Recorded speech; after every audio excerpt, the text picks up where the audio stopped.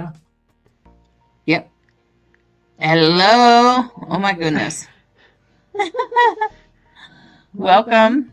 You Oh, just Bright like the Hawk. video? What just happened? Yeah, for some reason you're blacked out. Man, we are having technical issues today. Let me just say, my friends, boy, we are having some weird stuff going on. We have everything from some pages throwing back saying no, no, no, to obviously Bright Hawk's camera not working quite correctly. Um so so thanks for tuning in though. Thanks for tuning in to the Astrology podcast. I'm gonna try to add Bright Hawk again. There we go. A little bit better. No. Well, I can at least see you. There you go. Now I can see you.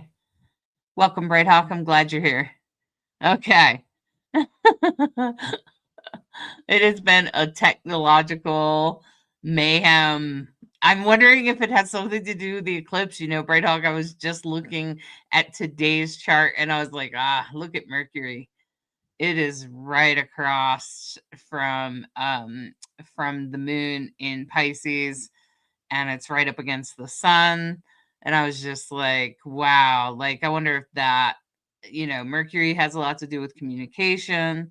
Usually it kind of messes with things like in the department of when it goes retrograde or something like that.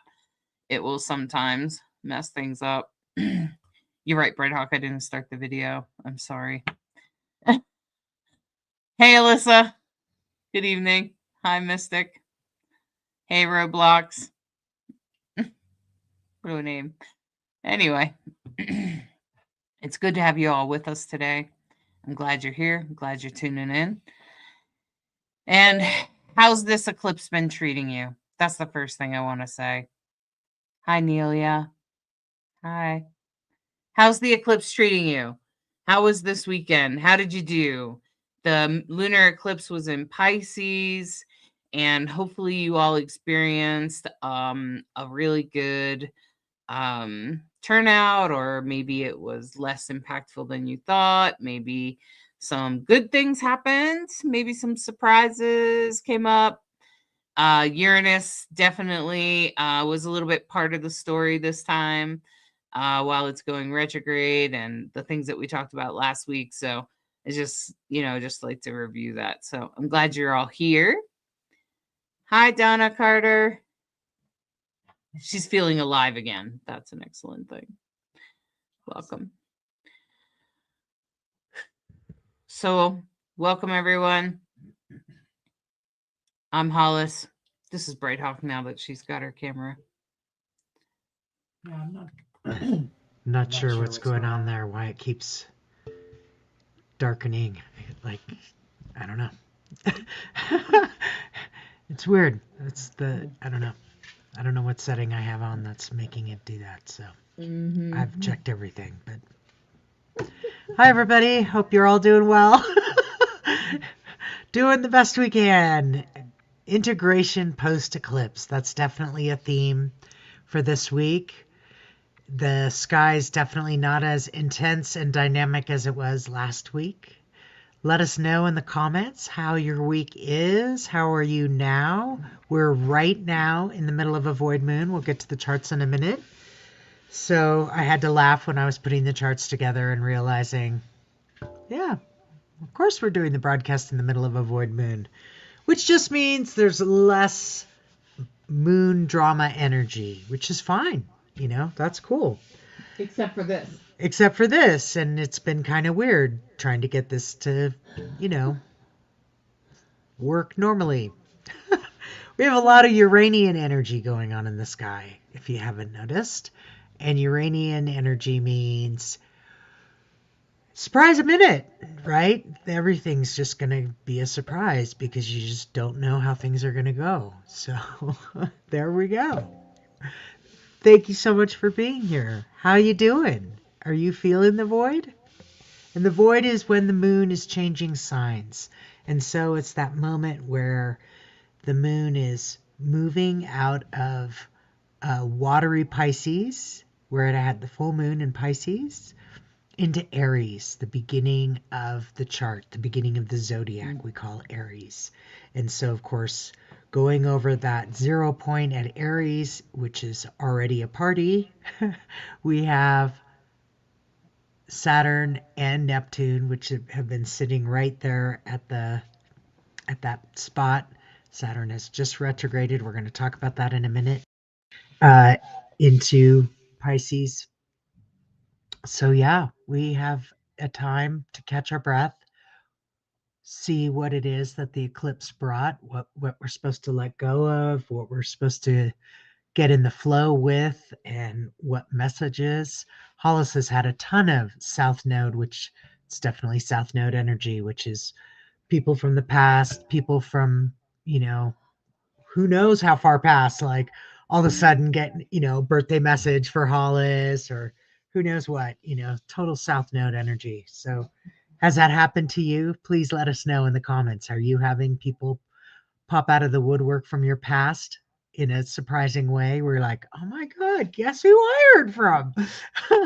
That's what we're talking about. So before we get started, what do you say we... Perfect. I just want to listen to you for a minute. Can you hear me okay? Mm-hmm. Okay. That's what I'm listening for. Yeah, Alyssa, let us know if you can hear both of us at the same time in a good way. I might need to unmute. Probably. All right. So everybody to just take this minute. Can you guys still hear her while I'm talking now that I'm unmuted? Not sure it will work. Keep playing.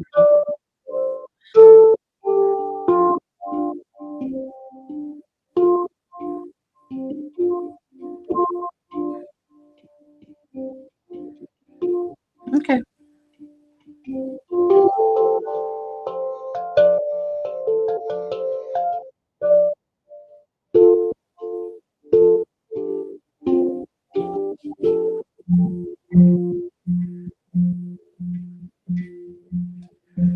Okay. Thanks, Bianca.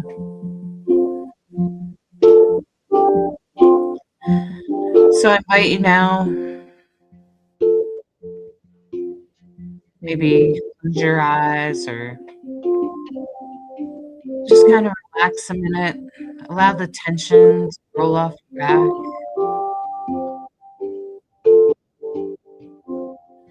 Allow your muscles and your body to just relax.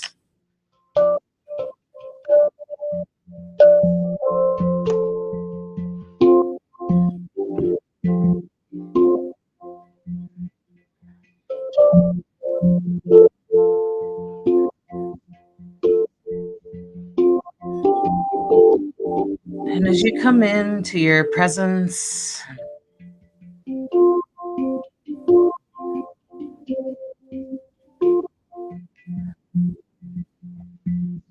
I want you to imagine yourself way out.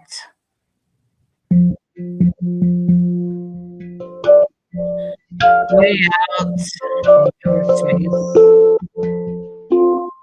floating freely, with no attachments. Nothing to interrupt you, and just gentle music carrying you along. Sun's warmth at your back. The solar system. See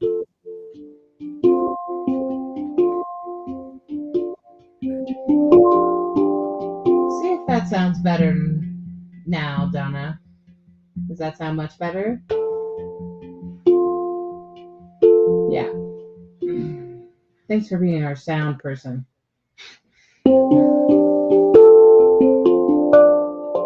And take this moment. Just imagine your body relaxing, being held by the music.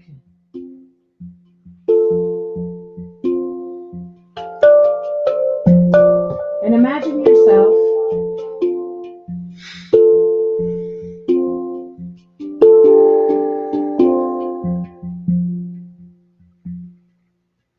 within the universe. The planets seem to be doing their rotation. There are stars as far as you can see.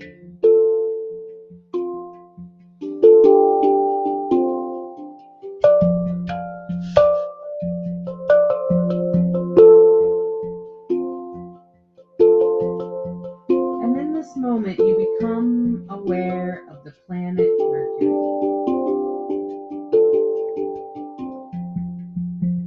And as Mercury pulls you in closer, you recognize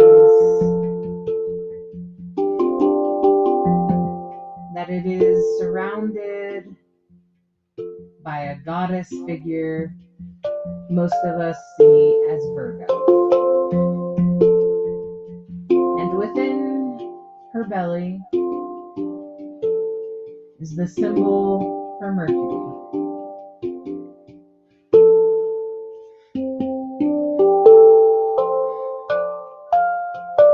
Holding it in perfect goddess divinity.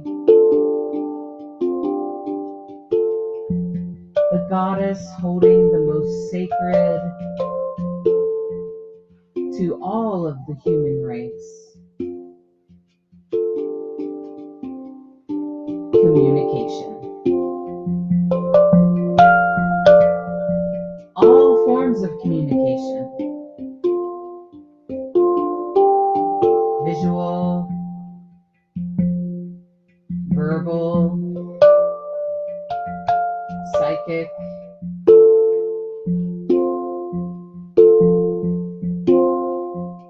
all of the ways that we communicate in all of the ways. The way we hold our bodies, the way a smile is interpreted when you walk by a stranger.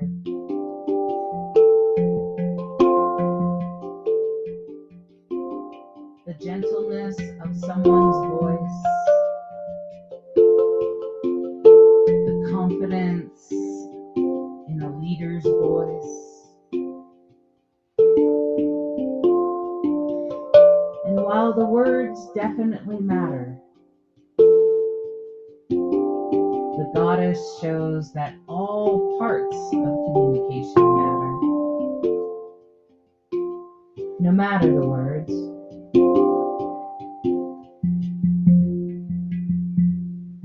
And Mercury is amplified in this moment with the sun shining behind it, amplifying communication in the cleanest, most complete way possible,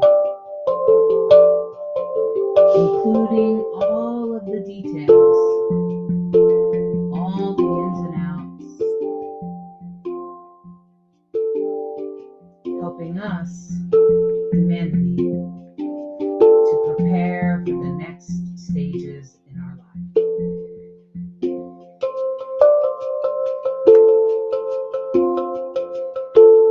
As we transform and move on to the next moment, Mercury and the goddess Virgo reassure us of our connection, not only to each other, not just to nature, but to the divine as well. A sacred connection beyond words.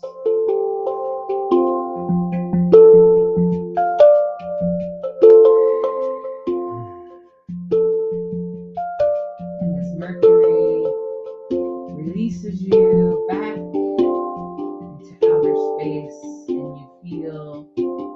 once again floating within your body and relaxing. You become aware of the body that you are in.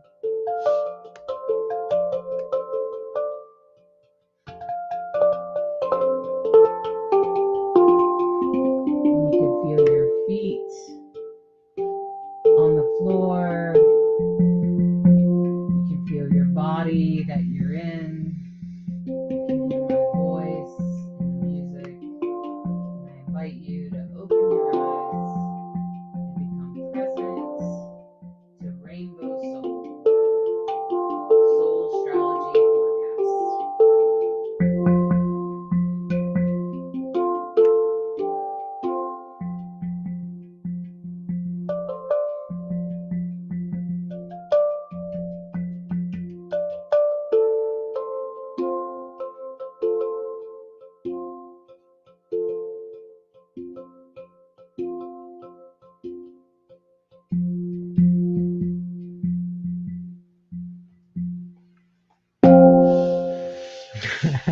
Hey. Well done, Bright Hawk. Well, thank you. Oh. All right. There we go. How's everybody? Hopefully you could hear us. Still seem to be working this out. Got me a new camera. Hopefully the sound's better. Yeah. All right. So did anyone want to share anything that happened in their with the eclipse or anything? Make sure you put that in the comments. We'd love to hear about what happened with this lunar eclipse in Pisces. Considering your own placements, like how did it affect you? What happened? Did something completely get flipped over? Let me just say the most hilarious thing was, to me, both of my grandchildren are Virgo rising, both of them. Okay. And I virtually homeschool them every day, if you didn't know that. And on Friday, I was like, where did they go? These kids are way too sweet, nice, kind, and polite. And I asked my son what he did with his kids. It was hilarious. They were completely flipped over. Of course, we reflipped back today, but you count your blessings when it comes to children, if you know anything about that. Some days they're a little bit more cooperative than others, but I just thought it was interesting that that they were polite, cooperative, and all this other stuff on Friday. I just thought it was interesting. My grandson was very emotional today, but he moved past it. Hi, Nelia. She's saying that she was very emotional this weekend, especially yesterday. Well, Nelia, that's to be understood, right? With the moon in Pisces, I definitely could feel some major anxiety myself over the weekend. And with my birthday and the eclipse being directly on top, the solar eclipse will actually happen on the same degree as my sun. The moon is exactly opposite my sun. So, Nelia, I wonder where it's happening for you in your chart. Like, what's in Pisces, what's in Virgo, because you always have to, when it's an eclipse especially, but it pretty much applies to almost any transit, you always want to learn about the opposites. And one of the best ways that I took a lot of like astrology 101 type courses Bright Hawk and I did, and I think the best way to understand it and the best way I've been able to teach it is to learn the axis, the opposites. Because when you start to learn the opposites, it very quickly you become aware of not only the axis in the chart of the opposites, which helps you understand in opposition, which can be quite difficult at times. So for instance, Nelia, if you have the sun in Virgo and the moon was in Pisces, it would be opposite your sun. Now, of course, if you had something in Pisces, it would also affect to that.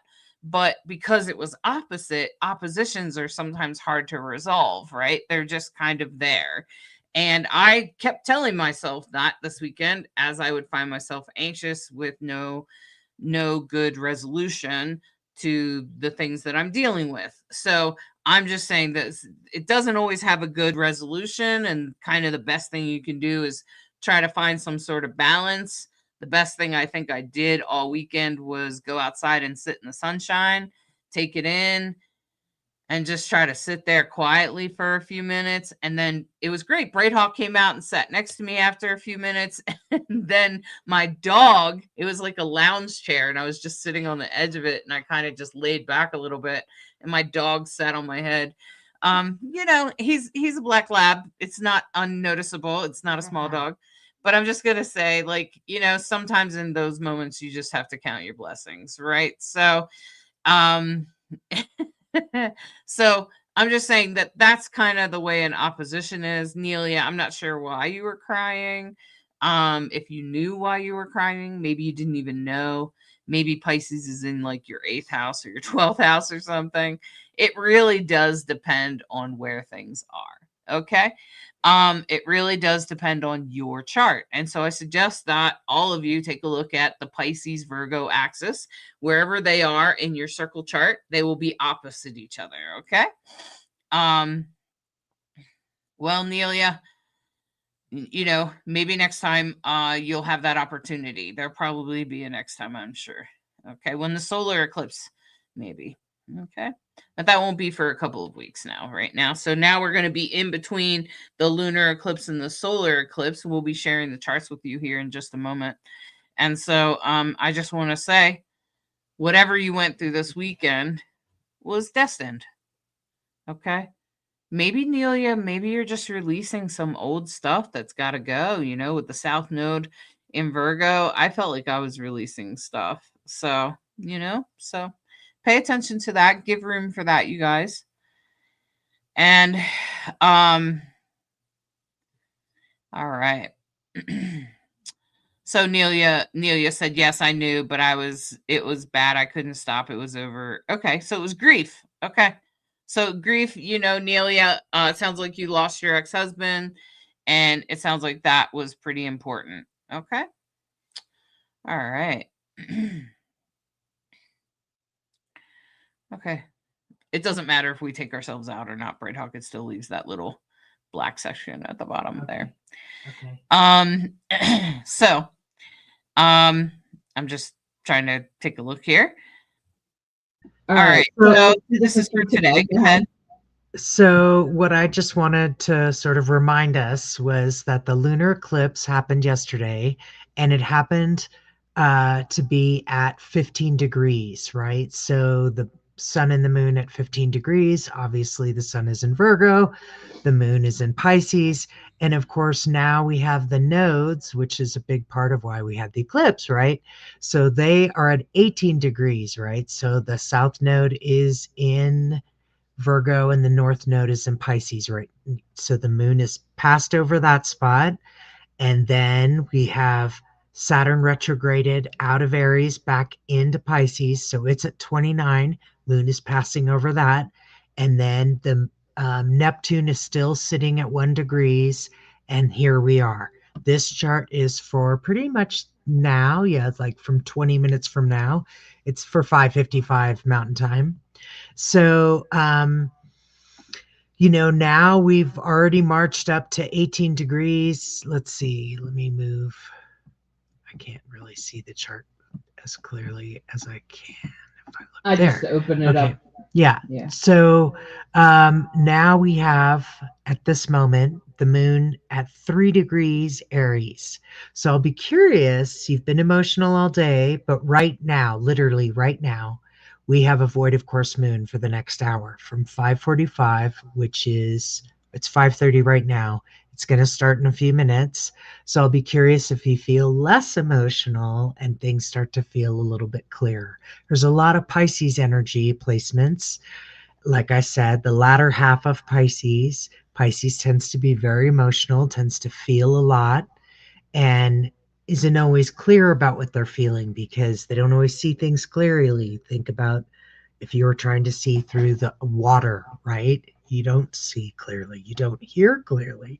You feel everything. And so that's the North Node and Saturn as well, still sitting in Pisces, of course. And now I wanted to kind of point out as we're integrating this eclipse energy between what we just had with the lunar eclipse, and of course, September 21st just happens to coincide with the equinox, will be the solar eclipse. And so here's the chart that what I thought was kind of give you a little bit of a big picture is all those outer planets are now retrograde. So starting with Saturn, we just talked about how it was in Aries, now it's stepped back into Pisces. It'll turn right around Christmas time, 1228. It'll come back and step into Aries on Valentine's Day, 214, and carry on, right? Uranus is retrograde, but it won't be for too long, 11/8. It'll literally turn right at the 0 degree and go back. So I was like, oh, when is it actually go? Nope, it's right there. It doesn't go all the way back. So it turns on 3/2/26. Oh wait, I was thinking about Pluto. Never mind. See, we have all these retrograde energy, every single one of the outer planets, right? So Saturn, Uranus, Neptune, Pluto. And we could talk about each of them. You can also read the big picture, and I'm going to let you take it away, Hollis. Okay. So first I want to say that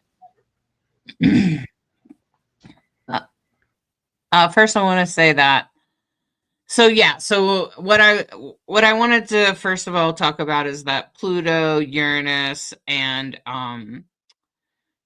Neptune are in pretty much a perfect trine right now, but they're all retrograde, okay?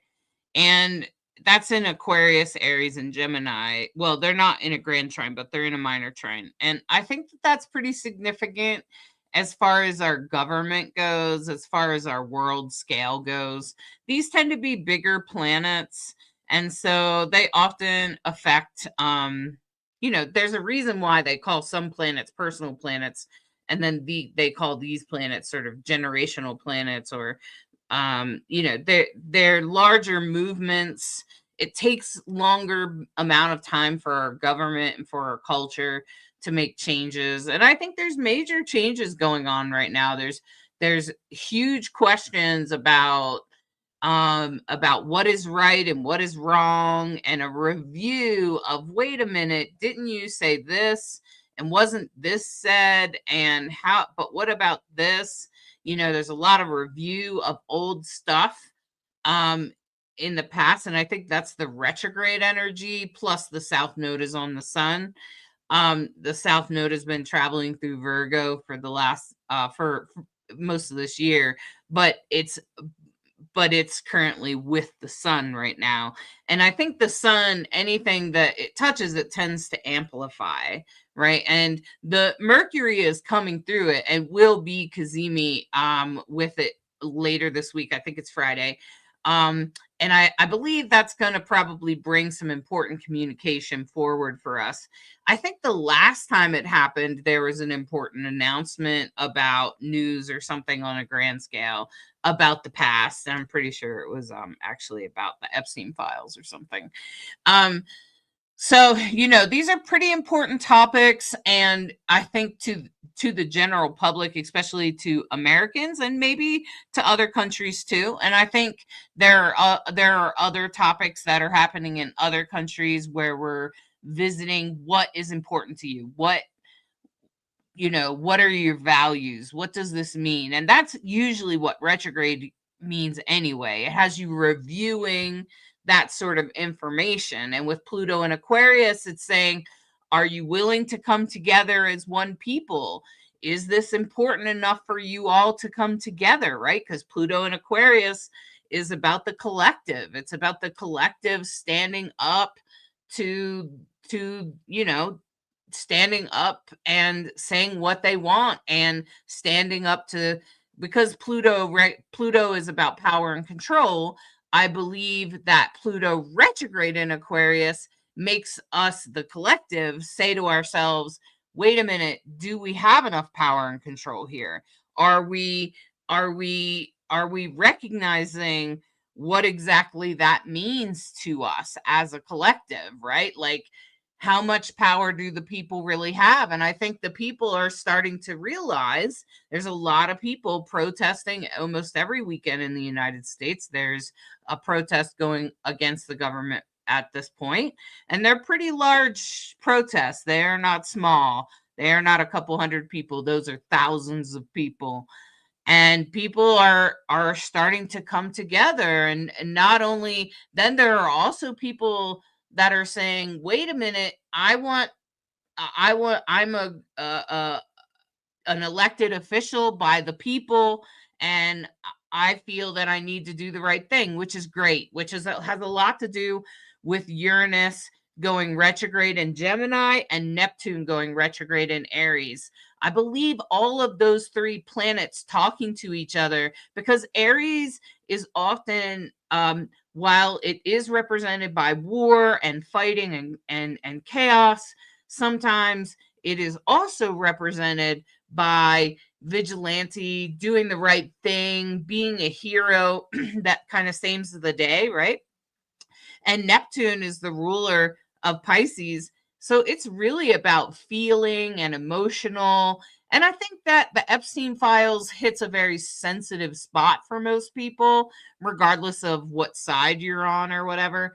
I think that it hits a sensitive spot because of the prevalence of inappropriate behavior with children. And I think a lot of people have experienced that. And then therefore, that's why this is so important to so many people. It's obvious to me. And then Uranus retrograde in Gemini, I feel like that also brings a lot of power to people questioning what exactly is right and wrong, and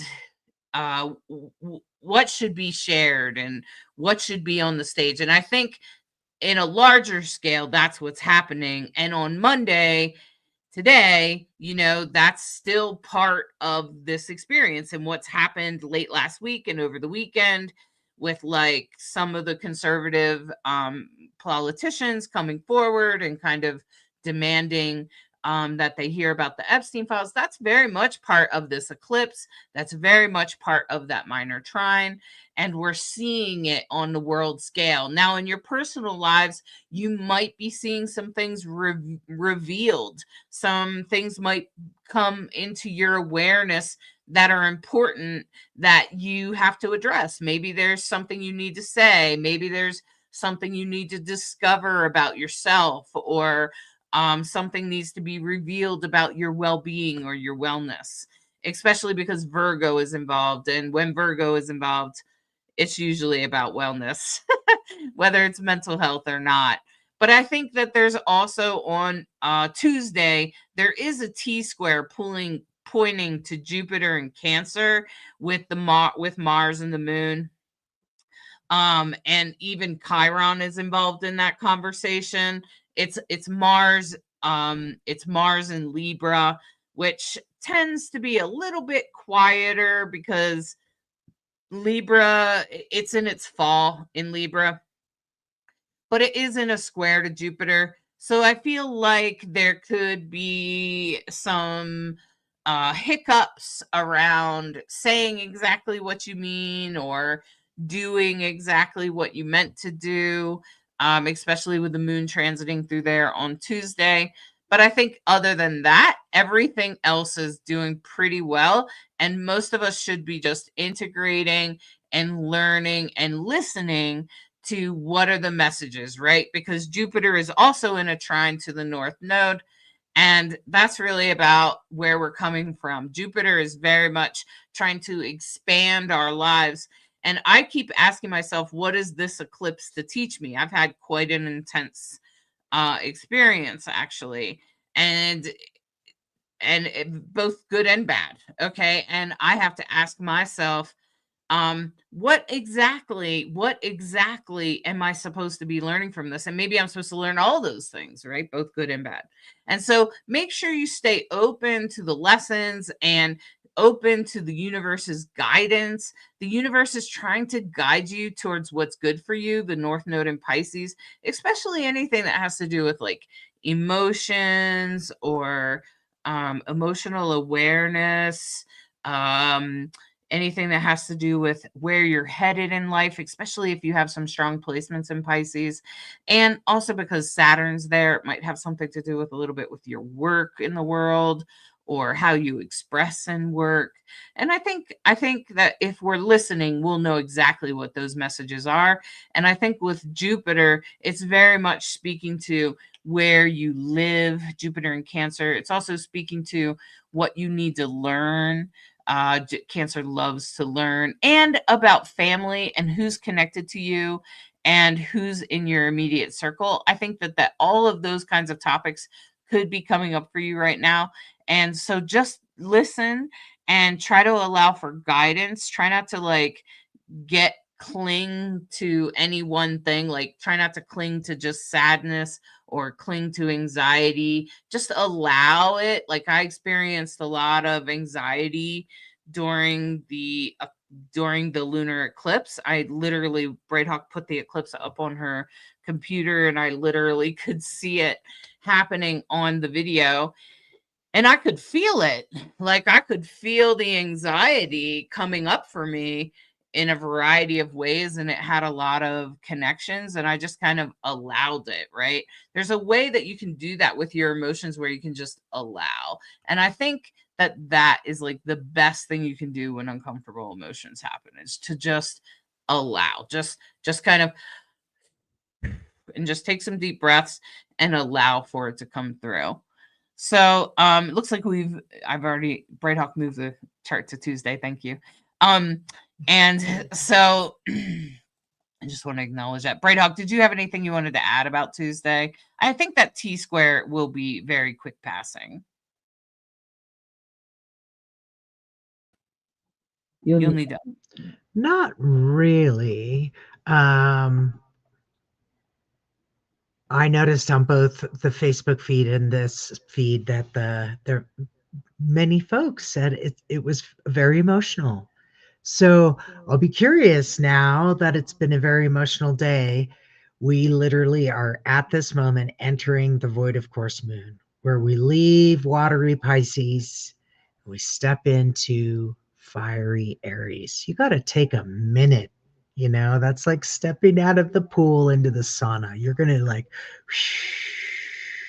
take a minute to breathe and ground. It'll be a very different energy. And it's not a very long void of course moon. So it's while we're together, frankly. And Tuesday, we have an Aries moon. It'll start to conjunct Chiron and in Aries. And of course, Chiron is all about the healer, the wounded healer, the learning the lessons that we would never ask for, but oh wow, that really helped me learn what I needed to learn, whatever that wound happened to be. This is where I often say, remember, we don't suffer for no reason. There's always some other lesson unfolding, and hopefully gift that comes from realization and inspiration from, oh wow, I get it now. I see what I was supposed to learn. I know what I'm supposed to do as I go forward. So moon in Aries is always cat on a hot tin roof.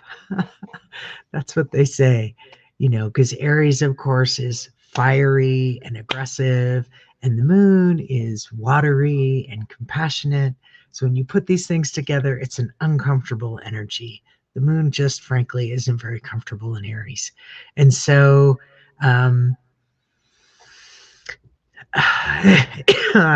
it's going to answer to Mars, and it's in opposition to Mars right now. So moon in Aries in opposition to Mars try to not get into any fights. Try not to say things that you can't unsay. Just again, I would emphasize gentleness. Try to lean into the Virgo for compassion and, seeing the bigger picture. Aries tends to, so chill. I would temper that being in opposition to Mars and Libra. Mars and Libra is justice. So um, that'll be also very interesting because they've passed over the world point. And so some of what Hollis was talking about, how this unfolds, the world point, of course, is 1 degree Aries, 1 degree Aries. And that's where Neptune has been sitting and Saturn was, but now Saturn's moved back into Pisces. So yeah, be gentle. We got that little opposition, and when it comes out, I'll be curious to see if you feel differently. If you're like, oh, I'm getting what we're talking about with this moon transition thing. If you're a Cancer, you should be very familiar with, wow, my moon changes every couple days. Like, swing. All right, let's talk about Wednesday, shall we? Okay. There we go. So Wednesday, is just, I think that most of the days are going to be us integrating whatever we got from the eclipse, whatever happened. I think most of this week, that's going to be the theme. Okay, we're going to be integrating whatever happened or the lessons that we're carrying from there. Maybe we're starting new habits. Maybe we're trying to integrate things that we need to do about our health or something like that. So Wednesday, and I feel like Wednesday with the moon moving into Taurus could be a nice quiet day, which we could all be happy for. Although I will say that like Thursday, Thursday, even I would say that Wednesday and Thursday are pretty quiet days. Things should come together fairly easily, even though we're in eclipse season, even though like we've had some maybe a pretty intense weekend emotionally. Maybe we're just kind of be glad to be moving on and kind of figuring out what we need to do to manage that a little bit better. And as we go forward on I'm looking at Thursday, but the Cazimi, which is when Mercury and the Sun come directly into the same degree in the same sign. They're both in Virgo, and Mercury and the Sun. We had actually one of these not too long ago. And I believe they are related because I'm pretty sure that was during an announcement or something in from the government or something. So I'm just gonna say that usually this is an amplification or like an announcement. With the Sun and Mercury, it's an amplification of communication. So you might get some sort of message. There might be something announced at work. It could really depend on where Virgo is in your chart. You could hear something from someone, especially with the South Node there. Like Bright Hawk said, I'm getting all kinds of people reaching out to me from the past. It's a very interesting thing. And I would say that, just being open to those messages, listening to those messages, and staying open to that this week, that's the most important thing. Is I want you to be focused on what people say, what gets announced, and where it comes from.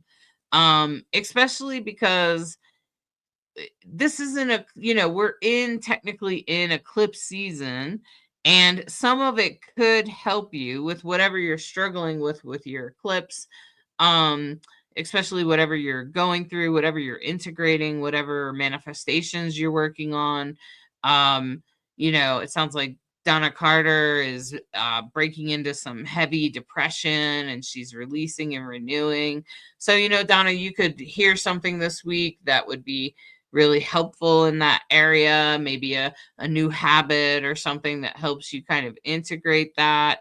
Alyssa said it makes sense why I went from super emotional to ready to fight, that kind of energy. Pisces sun and North Node, South Node in Virgo, and my Jupiter is in Aries as well as MC in Virgo and Venus. Whew, man, Alyssa, you're feeling it, aren't you? Leo rising and a Gemini move with Jupiter and Gemini, huh? Yeah, so Jupiter's on probably in the same sign as your moon right now too, Alyssa. So so that's a lot. Like that's a lot for you, Alyssa. No wonder you're going through a very intense time, but just know that this intense time, when you experience these intense transitions, that they really help you transition into something better, right? So even when stuff feels really intense, just hang in there, and it's happening for a reason. And I feel like that's really what's going on. And I think by the end of the week, we're all going to have some very important messages come through. I think by Friday, with the Mercury Cazimi, I think we're going to really get to know some important things. And over the weekend, I think for the most part, things will be pretty easy, except that, there might be some internal processes or something with relationships that has to do with Chiron, especially if you've been dealing with some relationship things, or it depends. Chiron's in Aries right now. So if you happen to be about 50 years old or so, you're in your Chiron returns, which is what I'm going through, which for me tends to be about my health. So, so pay attention to that if you're like in your mid to late 40s, and especially if you're around 50 years old. That's really gonna push on that Chiron, and then Chiron's gonna come into opposition on Saturday to Mars. Now Mars is in Libra, so it's actually quite quiet. It means the conflict could be sort of under the surface. It could be passive aggressive. It could be it's not going to be right out in your face. It's going to be something maybe that's under the surface that maybe you need to deal with, or you need to look at, or you need to make a decision about it, or something like that. Especially with Chiron and Aries, and with Mars over there in Libra, it just Mars, Mars is the ruler of Aries. And I usually think of Chiron as more of a Virgoian planet. If I was to try to assign it to a zodiac, I would say that it was ruled by Virgo. But that's just my personal, like, that's not, like, I don't think the astrology world has decided what the ruling sign of Chiron is yet. But Chiron is the wounded healer, so we could talk about that for a minute. It's a pretty important marking in your chart. It kind of looks like a key. You can see it there on the charts if you take a look. It's towards the bottom there. It's in Aries. It kind of looks like a key with a little circle. It has like a little key like formation. It's green. It's in the sign of Aries right now on the chart there. And when you look at that, you can see that it's about at about 26 degrees Aries. So the thing about Chiron is, and in this program that we're using, Astro Gold, when the number, the degree of the sign of the planet is red, it means it's retrograde. Now, most of the time, Chiron is retrograde. And what does that mean? Well, Chiron is the wounded healer. So Chiron has a lot to do with tapping into the wounds that you came in with, the stuff that came from your past life, the stuff that happened when you were a baby, you probably don't even remember. Stuff happened when you were a child, your childhood, and even past relationships, past experiences, past whatever it was. I also was interested to hear when some astrologers are exploring that Chiron could be connected to genetic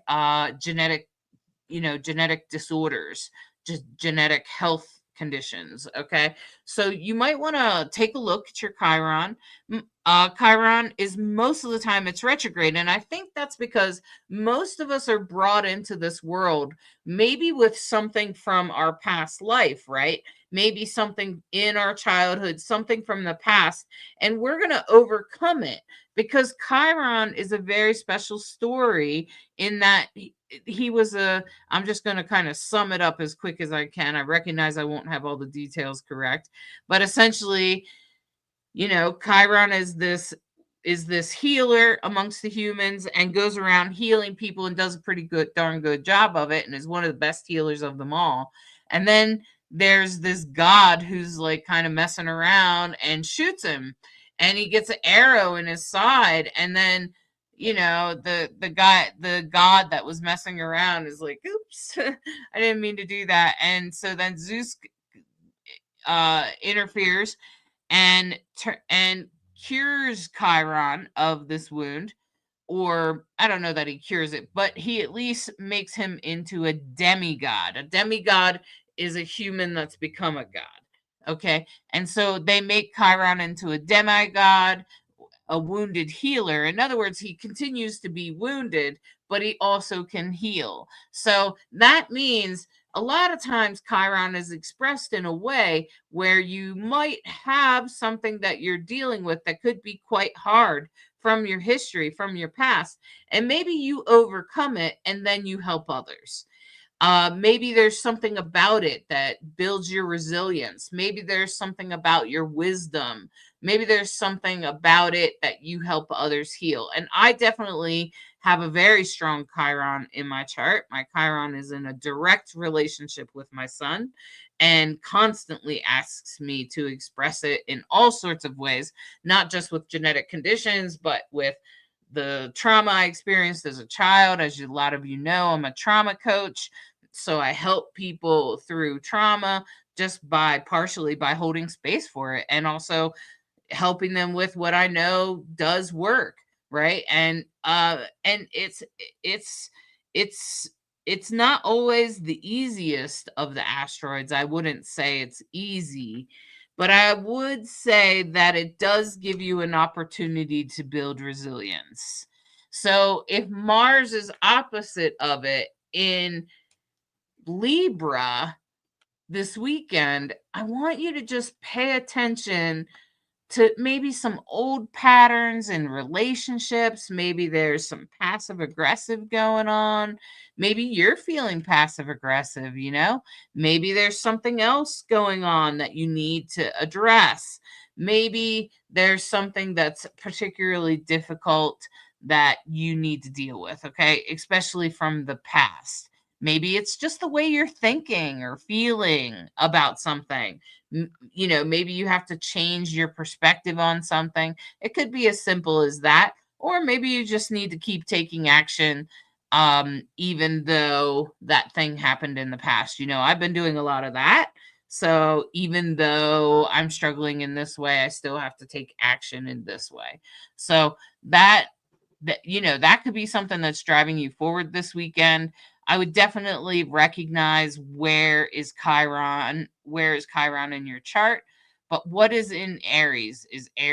Do you have any planets in Aries? Do you have any planets? If you have planets in Aries, I would be paying attention to astrology right now, especially for the next year or so. And then, and on and beyond that, because yeah. So, and then, of course, the other people that will be feeling it strongly will be people with Virgo and Pisces placements. Those will also be feeling things fairly strongly.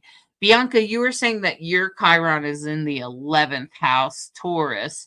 And so that makes me think about as Uranus pops back into later on in a month or so, Uranus is going to pop back into Taurus. It just left out of there. So I wonder what happened when that happened earlier this year when Uranus popped out of Taurus. It's going to pop back in. It's still got something it wants to talk to you about. So I would just be paying attention to that, Uranus is usually pushing you onto your life path, not always gently, sometimes gently, but often not. Sometimes it just comes in and kicks over the playing board, and sometimes it just kind of switches it around. Maybe it just kind of spins the pieces around or something like that. It's just asking you to change, so you're going to want to stay open for that. Donna Carter said that Pisces with Aquarius rising, so the fields are shifting to creating and changing my usual to wean from the screen. Okay. All right. Donna, definitely, exactly how is that playing for you? Yeah. Pisces with Aquarius rising, you got Pluto on your rising sign. It's going to be intense. Regardless of what the degree is, it will be a slow change over time. Pluto will be there for 20 years. Alyssa said mine's in the 11th house also, but it's a Gemini with my moon. Okay. Well, the thing is, Alyssa, is yours is going to have a lot to do with emotions because the moon is there, especially if they're close in degree. We call that conjunct. And if it's in the 11th house, since you both have it in the 11th house, I would say that the 11th house usually has to do with like friends or coworkers, people that people that have influence over you, landlords, those kinds of things. So you're going to want to, just pay attention to that. It's just good to know where your Chiron is because that's probably where your wound is.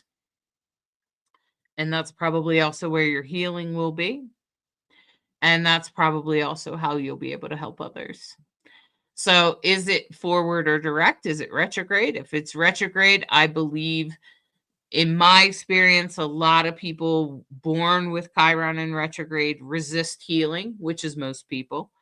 Most people are born with it retrograde, and I don't know why, but humans naturally seem to resist what's good for them. If you ever notice that, like we don't want to eat the lettuce, right? Okay.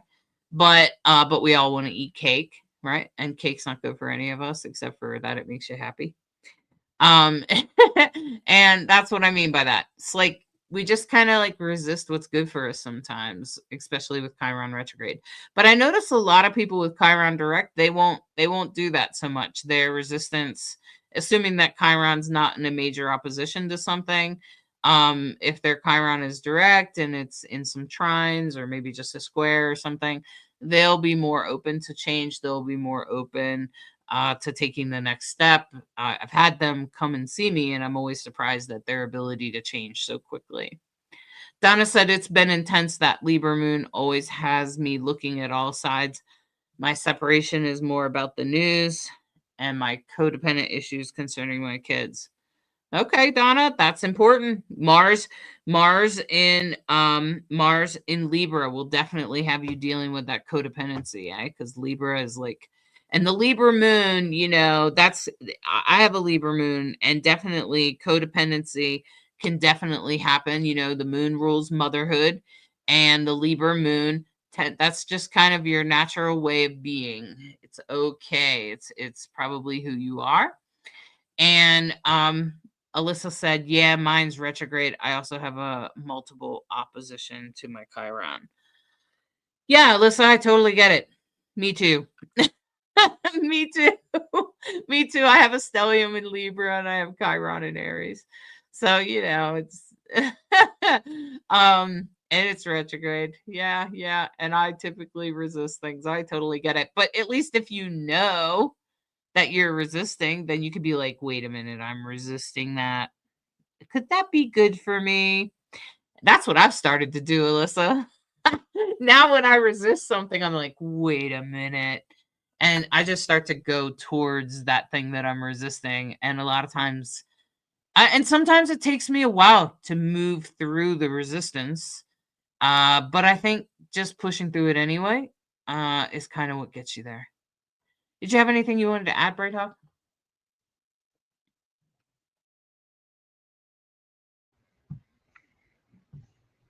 Okay, you took me off mute, so don't keep hitting it. I just wanted to point out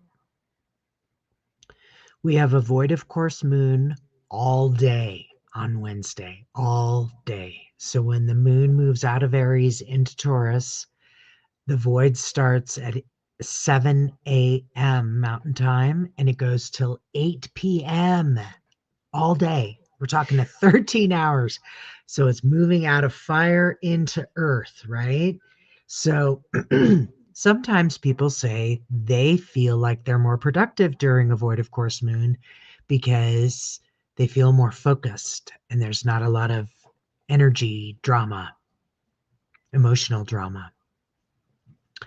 The void of course moon on Friday is a little one, 8:15 p.m. Mountain Time to 9:40.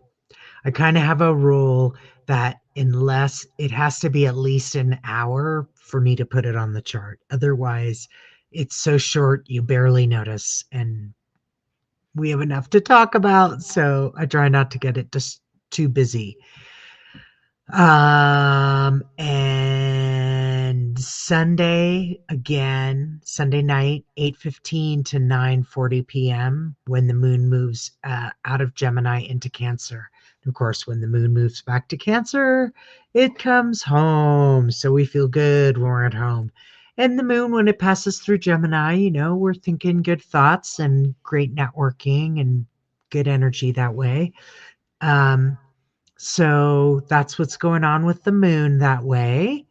And yeah, I love the sharing and hearing how people are integrating and what they're working to let go of because it's a shedding moon, right? When it's waning, it's shedding. A south node lunar eclipse is about the past, about what needs to be let go of, what the thing about an eclipse is all of a sudden you realize you've already changed and you've let go of something and you didn't even notice. Oh, you know what? I haven't done XYZ and I don't even miss it or whatever. So, yeah, happy integration. And may you have a beautifully blessed week. All right. So I'm going to take this down and I'm going to do the horoscopes for all the signs for the Kazemi. So you have some idea of where that message might be coming from. It's going to be an amplification of a message. And I would say that it could be in regards to your health, even if that is like mental health or spiritual health or something like that. Like I would be paying attention to that. I think that that's really important. I'm not going to share the chart because I'm not sure everybody really knows what I'm doing there. But I am going to talk about each sign. So, maybe at some point, Bright Hawk, I make a little frame that like you blink up the different signs as we're going through. That's a good idea. Just appealed to me. Huh, see, I already getting the messages. It's very like me to get it a few days early. Okay, so this will be on Friday. Okay, this is on Friday when the Mercury and Sun are Kazemi. This is your horoscope for Friday, September the 12th. Starting with Aries, this is a horoscope for Aries this week. Aries, this is going to have everything to do with your day-to-day life and work. What is it about that you, or it could be about your health too, or like how you're taking care of yourself?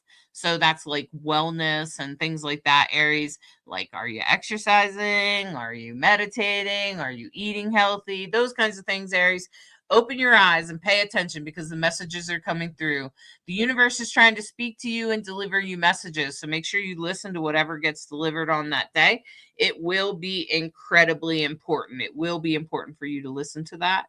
And I will also say, Aries, that this is also a good time for you to really pay attention to like your day-to-day life habits, not just about wellness, but maybe it has to do with money or something else that has to do with your day-to-day life, including your work in the world, Aries, including your work in the world. Okay, especially maybe something that you didn't notice too much, or maybe something emotionally that you were not really paying attention to, or something like that, because the lunar eclipse did happen in the 12th house for you, Aries. Maybe because it was in the very next sign, it may have been a little bit difficult this weekend for you to even know where those emotions were coming from.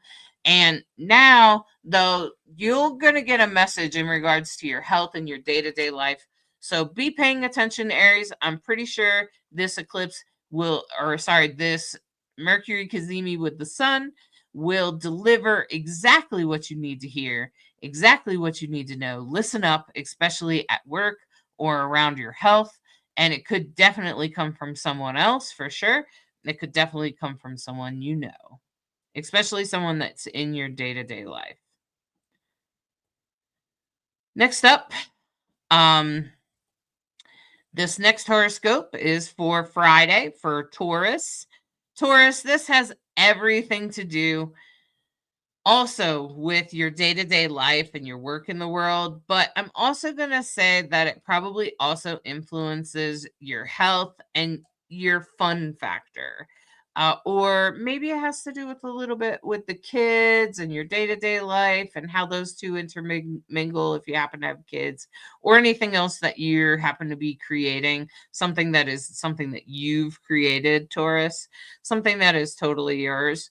So just be paying attention to some messages coming from there. What do you need to hear? What do you need to listen to? What do you need to be aware of? Try to stay open to that as you listen in, Taurus. As you listen in on these messages, they'll be coming from somebody or something that you know that will be very important. And could be in regards to your health, but it's probably more like on the happiness side of things, or what you think is fun, or with your kids, okay, or something else that you've created. Absolutely, okay. All right, now for Gemini. This is for Gemini sun, moon, and rising. This will be particularly good for Gemini rising. This is, the Cazimi, Mercury sun Cazimi, is going to happen, Gemini, in your 5th house. So this is deep in your romantic relationships. This is deep with your children, or children in your life, or what is fun for you, what is good for you, what feeds your soul, what helps you feel like you had a good time, what is fun, right? Okay. And maybe there's something that needs to be communicated about kids, or something else, about how much fun you have. Maybe you need to speak to a romantic relationships in regards to that. Maybe you need to spend some more time with your friends or something like that, Gemini. Maybe you haven't had time to do something with your friends and you need to get out. Whatever it is, Gemini, I want you to listen to it because it's coming through, especially since the moon is also going to be in Gemini on that day. So if you're really hearing that, Gemini, if you're really feeling something, I wouldn't be surprised if it has something to do with maybe your life path, or how you're expressing your life path. Maybe there's some sort of frustration or something that's going on in that regard. And I just want you to stay open, Gemini, as Jupiter tries to talk to your 2nd house of money and values. And as it moves into the 3rd house, of the 3rd house for you, Gemini, I just want you to be aware of the people around you, especially your friends and things like that. But definitely the messages could come from right out of a babe's mouth, right out of a child's mouth. I would not be surprised. Okay, Gemini. Maybe it comes out of a child's mouth. Maybe it comes out of a romantic partner's mouth. Maybe you just realize that you need to have a good time. Whatever it is, Gemini, make sure you listen to the message coming through during the Cazimi on Friday. You have to listen to yourself and take care of yourself, Gemini. And now the next is for Cancer. This is for Cancer, sun, moon, and rising. Cancer. This has to do with your home. Something in the home is speaking to you.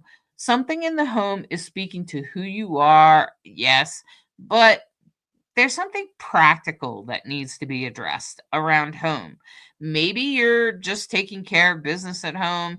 Maybe there's some things you need to work on at home, or some things you're trying to change at home. Anything like that. It's going to be a message in regards to that. Something's going to come through for you. It will help the overall wellness of your home, because Virgo is all about blessing that. Okay. Virgo is all about making home good. And maybe there's a suggestion or something like that from maybe one of your parents. Maybe there could be something about your parents about messages from your parents, Cancer.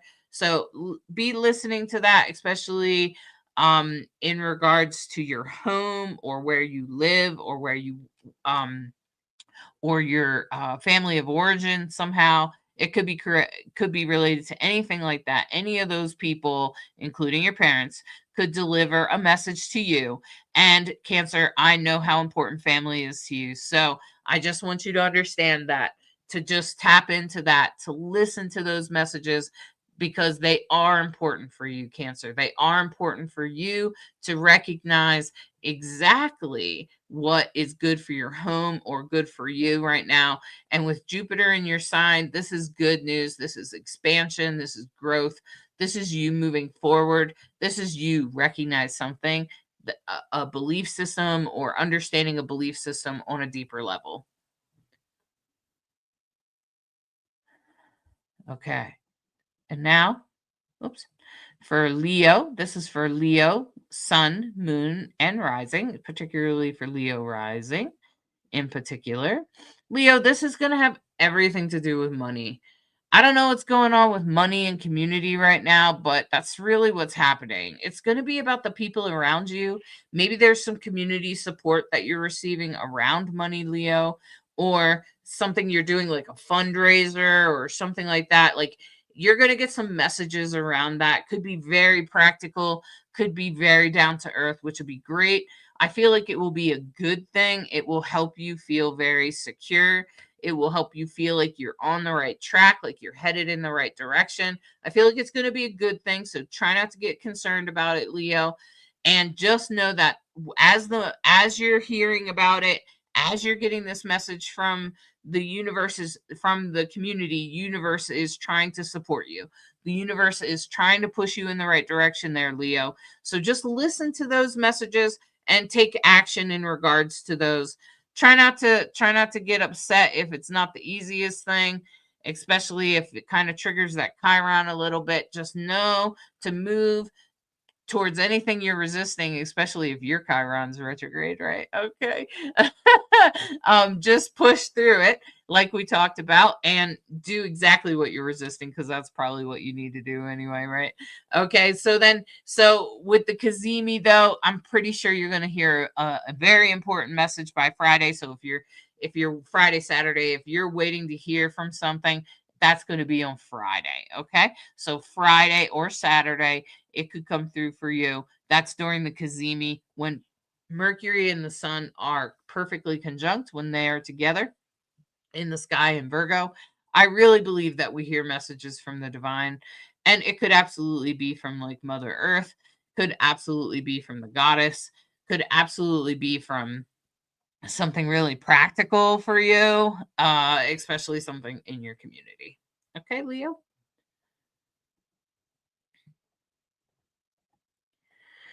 And now this is for Virgo. Virgo, Sun, Moon, and Rising, particularly Virgo Rising. And for you, Virgo, this is going to have a lot to do with your identity. You know, like if you didn't know this whole eclipse season was about your identity, let me just turn the lights on for you. This whole eclipse is going to have an impact on who you are. It's going to impact how you see yourself, how you look, how you appear to the world, how you treat yourself, how you feel about yourself, and what's important to you, and having a realization of what those things are exactly, what is important to you, and what has meaning. And I think, Virgo, as the messages come through from the goddess this weekend, Friday, Saturday, I really want you to pay attention to that energy of you that's connected to the earth, whether it's through food or growing things or whatever it is that you work with that has to do with the planet, the earth. Maybe it's animals, okay? Whatever it is, just listen to that, Virgo, because that's what's most important. There's an important identity shift coming in for you through those parts of your life. So you could be, out working in your garden and get a download about something. Or maybe you're cooking some food and have a realization about a new health practice that would be better for you. Or maybe you're walking your dog or petting your dog and you realize something else that could help you with how you're feeling about yourself and how you've been navigating this eclipse. Mercury's definitely going to deliver a message to you, Virgo, because that's where it's happening. It's going to happen right there at 20 degrees Virgo. So take a look if your rising is in Virgo, if your sun is in Virgo, your moon. Take a look at what you have in Virgo, because that's where this Cazimi is exactly happening at 20 degrees Virgo. I hope that you can hear it. I hope that you can listen and be very aware of those practical messages coming through. Virgo's usually very practical and very down to earth. And I feel like the closer you are to the earth, the louder the message will be. Now, the next horoscope is for Libra. This is for Libra, sun, moon, and rising. Libra, you know what, Libra, you might be completely like, what message? What are you talking about, Hollis? I didn't get any message. But someone else could say, duh, don't you remember when? Okay, so make sure you listen to what other people point out for you. Okay, especially when it comes to messages or things that communications that maybe you didn't see, Libra. I know that relationships are very important to you and you could have missed something. So if there's a trusted friend or a lover or something that points something out to you, Libra, make sure you tap into that, listen to that message. It is coming through in a very practical way. You might miss it, or you might have more of like a psychic awareness of it. Maybe you're not really sure what you heard, or maybe it's a sense or something that's hidden.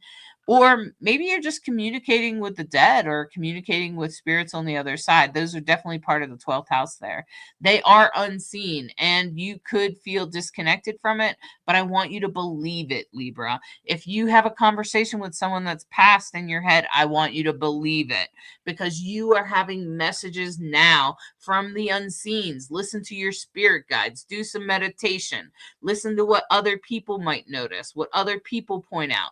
Tap into that, Libra, because it will be very important part of your weekend.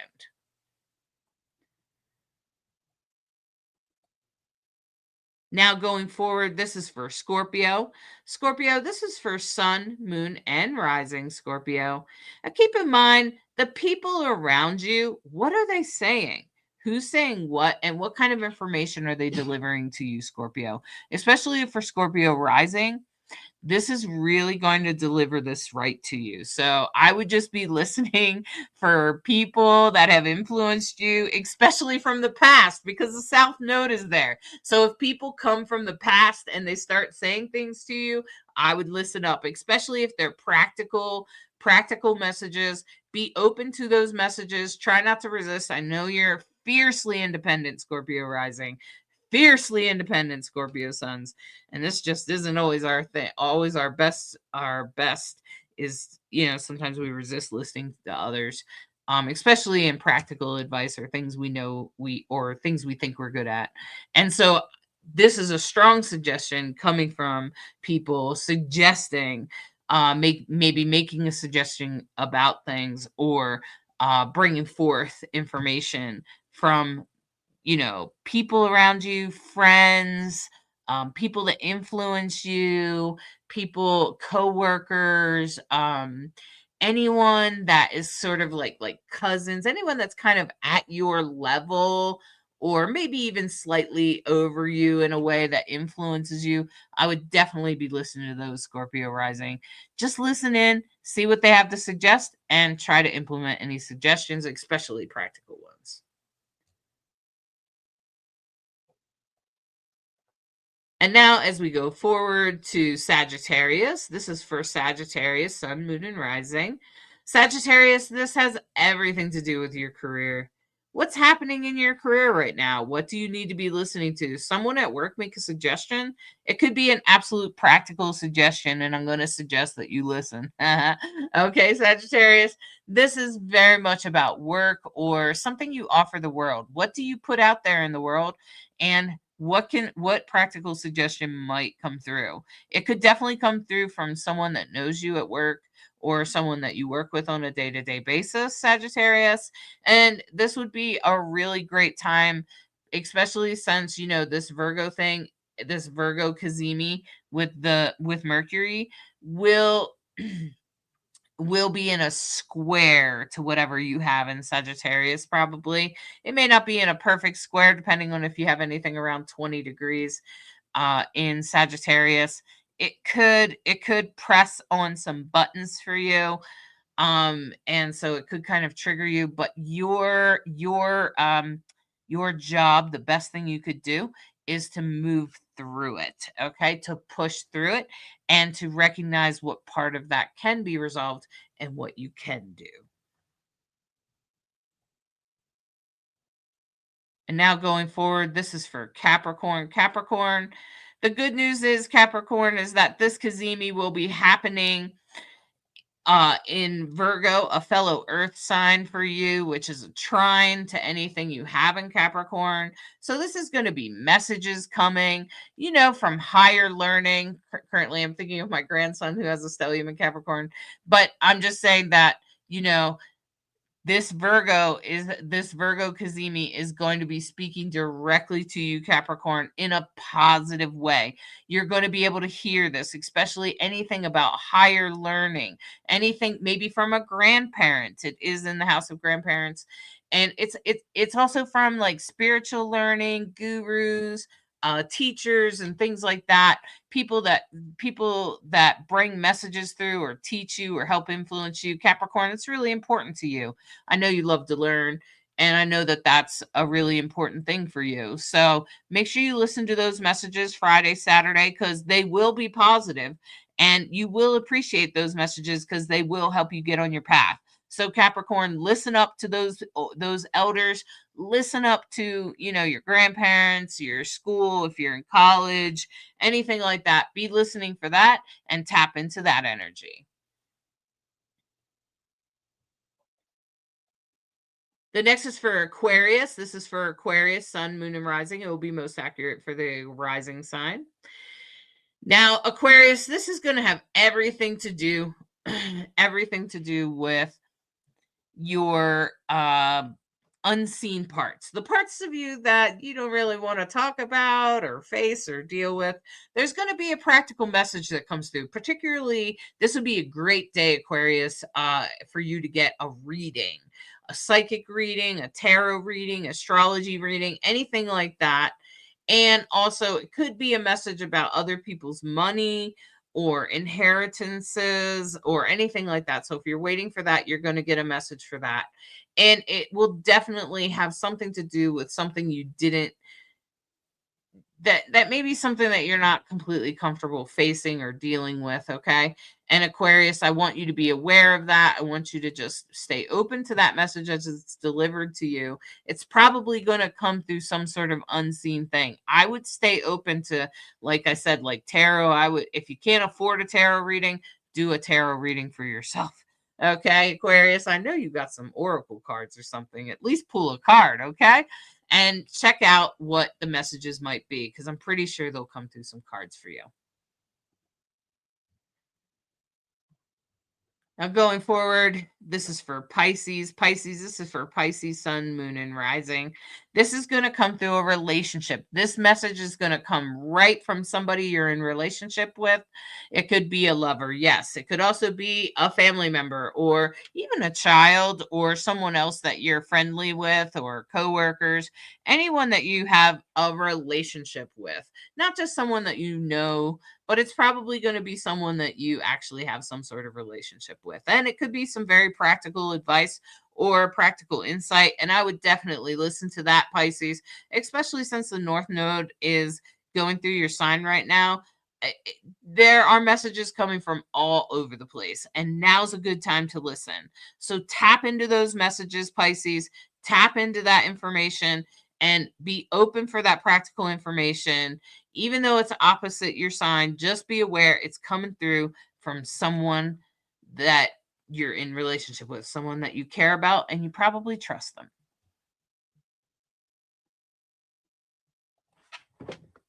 All right.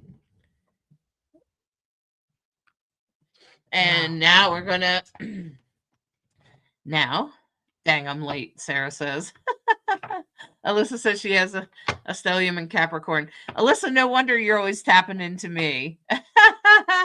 If you have a stellium in Capricorn, I'm a Virgo. So, especially with Mercury here, I'm going to deliver messages to you. Me and Capricorns usually get along pretty good. All right. Bianca said the facility I work has been through acquisition, which has been making me think about leaving a job I've been at for 14 years. Wow, Bianca, I've probably stayed way longer than I should. I have because I have a tendency to get stuck with what I am familiar with rather than what's best for my own well-being. Wondering if there's some tourist placements in there, Bianca. I wonder if that could be part of it. Absolutely, Bianca. Absolutely. Could be some big changes, especially if you do have Taurus placements with Uranus on its way back to Taurus. Maybe Taurus rules your MC in the top of your chart there. I don't remember your chart, but that's the top of the chart. There's an arrow called your MC. It's an arrow pointing forward.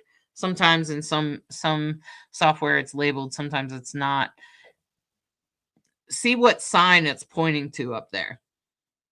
Is it pointing to a Taurus sign? Taurus is that little circle with like a little half circle on top of it, right? Kind of looks like a little bullhorn, right? Alyssa said, absolutely, you're always the one I listen to and get the most from when higher learning is involved. Alyssa. Oh, Capricorns and me. Whew. Yeah. So. All right. I'm going to pull 3 cards.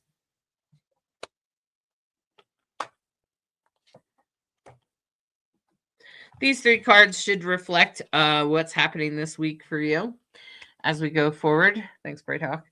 Oh man, I'm going the wrong way. Okay, this is about your support. This is about us, all of us here now, talking right now, this community that you're part of, all the communities that you're part of.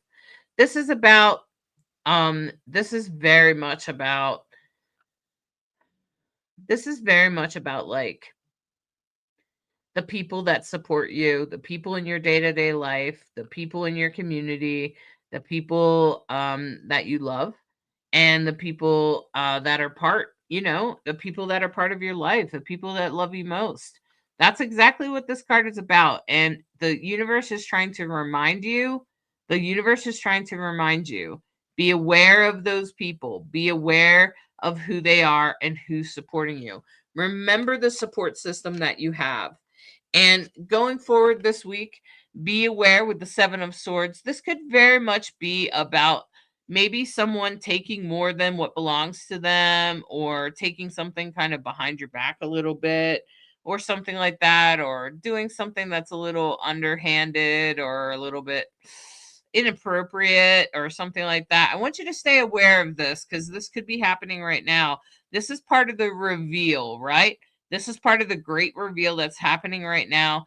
If there's something that needs to be revealed to you, it could be revealed this week. And as it gets revealed, it could mean that maybe there's some relationships that you have to stop being in.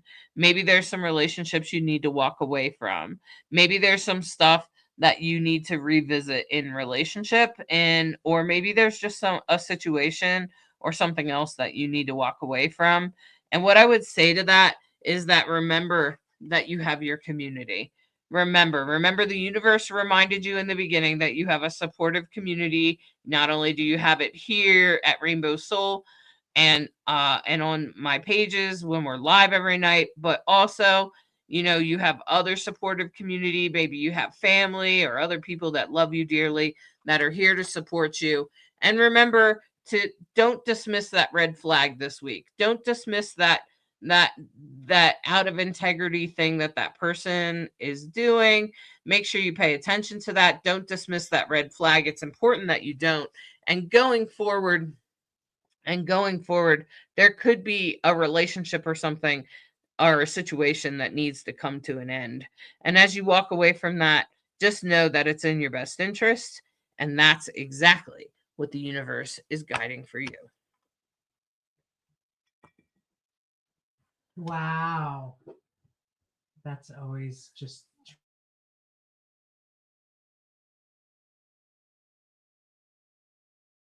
Yeah.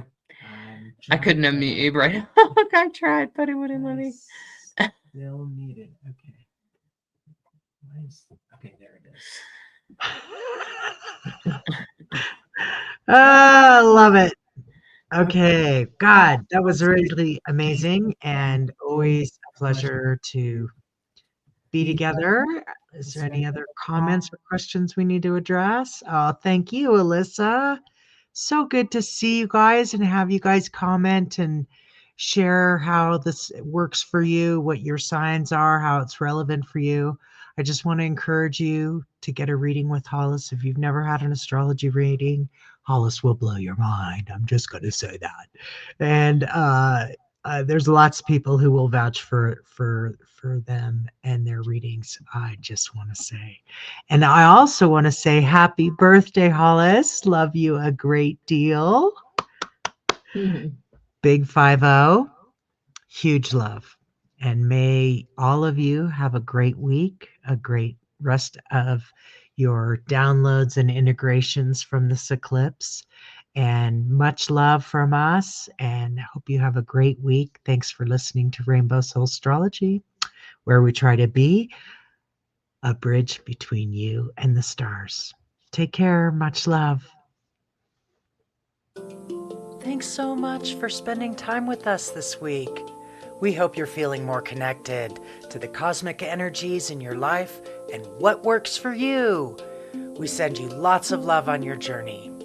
If you enjoyed today's show, please hit that subscribe button. It really helps reach more people who could use some cosmic guidance. Hey, and don't forget to share this episode with anyone who might need or want to hear it.